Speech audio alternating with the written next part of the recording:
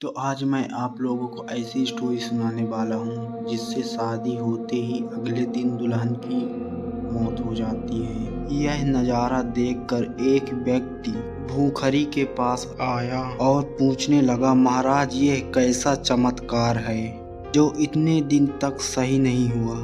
वे मरीज आज अचानक कैसे सही हो रहे हैं। तब उन्होंने बताया, इस अस्पताल में लगभग वे सभी लोग मरीज हैं जिन पर बुरी शक्तियों का प्रकोप है। दवाइयों से सिर्फ उनको शांत रखा जा सकता है, इनका इलाज नहीं हो रहा था। उस व्यक्ति ने हाथ जोड़कर कहा, आप धन्य हैं महाराज। विनय तेजी से भागा गांव के सरपंच राजेंद्र के पास पहुंचा और दरवाजा को पीटने लगा। सरपंच साहब दरवाजा खोलिए सरपंच साहब। राजेंद्र ने दरवाजा खोला। अरे क्यों दरवाजा पीट रहे हो? अरे क्या हो गया? गजब हो गया सरपंच साहब, पिछली बार जो तांत्रिक बुलाया था उसने आश्वासन दिया था कि गांव से सारा संकट टल चुका है, लेकिन कल ही अपने गांव के राजेश की शादी हुई थी और आज सुबह ही उसकी दुल्हन की लाश तालाब में तैर रही है। विनय ने अपनी बात रखी। क्या बात कर रहे हो? सरपंच राजेंद्र ने हैरानी से पूछा। जल्दी चलिए, लाश को बाहर निकलवाना है, विनय ने कहा। तो सरपंच राजेंद्र बोला, अरे यार, 5वीं मौत है और पुलिस भी कुछ नहीं कर पा रही है, कुछ तो करना पड़ेगा। अरे सरपंच साहब, इसमें पुलिस कुछ नहीं कर पाएगी।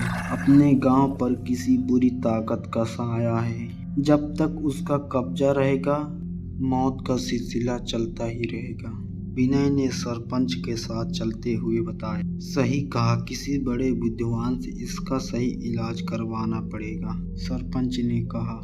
इसके बाद वे दोनों जल्दी से गांव के तालाब की ओर चले गए। तालाब में तैर रही लाश को देखकर सभी लोग बाहर खड़े होकर देख रहे थे। तभी वहां सरपंच और विनय पहुंचा और सरपंच ने लोगों को कहा, निकालो लाश को बाहर। तभी 2 लोग तालाब के अंदर गए और घुसकर लाश को बाहर निकाला। सभी लोग आपस में बात कर रहे थे। अपने गांव पर कोई बहुत बुरी ताकत का साया है। पिछले 8 महीने में हुई सभी शादियों में कोई भी दुल्हन नहीं बच पाई है। जो लोग आपस में बात कर रहे थे। सरपंच राजेंद्र अपने घर के आंगन में कुछ लोगों के साथ बैठा हुआ था और उसके पास गांव का चौकीदार विनय खड़ा हुआ था। अब तक जितने भी आए सब के सब ढोंगी बाबा आए। इस बार जितना घूमना पड़े, कोई महान विद्वान महापुरुष को ढूंढो जो इस समस्या का समाधान कर सके। सरपंच ने हुक्का पीते हुए सभी लोगों को कहा। सरपंच के ये शब्द सुनते ही उनमें से एक व्यक्ति ने बोला, ढूंढने की कोई ज़रूरत नहीं है, मैं जानता हूँ एक ऐसे महाराज को जो इस समस्या का समाधान कर सकती है, लेकिन उनका ठिकाना बहुत दूर है। चाहे जितना दूर हो तुम बताओ तो सही, ऐसे तो गांव बर्बाद हो जाएगा।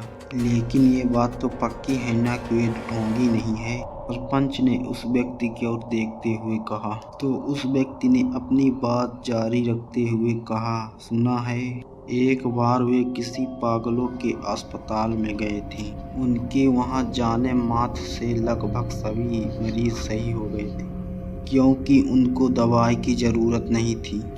ईश्वर शक्ति ही उनको सही कर सकती थी। दूर दूर से लोग आते हैं उन महाराज के पास। ऐसी बात है तो जल्दी से बताओ कि वे महाराज कहाँ रहते हैं। सरपंच ने ध्यान से सारी बात सुनने के बाद पूछा। हिमालय की गोद में एक छोटा सा गांव बसा हुआ है, वे वहीं रहते हैं, उस व्यक्ति ने सभी को बताया।